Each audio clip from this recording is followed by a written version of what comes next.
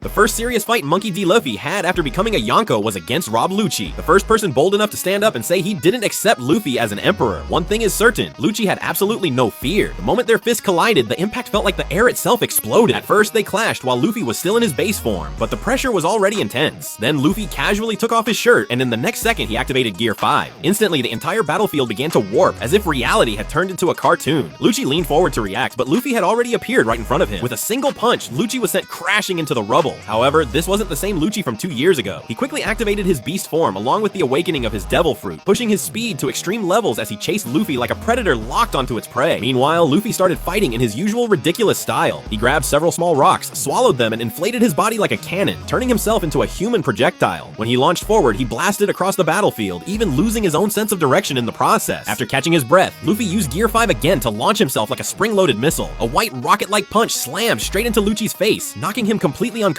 for a moment. But the situation took a surprising turn. Lucci woke up and, instead of retreating, he rushed directly toward the main body of Vegapunk. At that exact moment, Roronoa Zoro stepped in and blocked the attack, instantly clashing with Lucci. Lucci shouted that as long as he and Kizaru were there, none of them would escape. What he didn't realize was that he was no longer fighting opponents on his level. One annoyed remark from Sanji was enough to push Zoro to finish the fight seriously. Zoro unleashed his three-sword style while Lucci fired a barrage of awakened Shagan attacks. But Zoro's haki completely overwhelmed everything. With a single slash, the fight was over.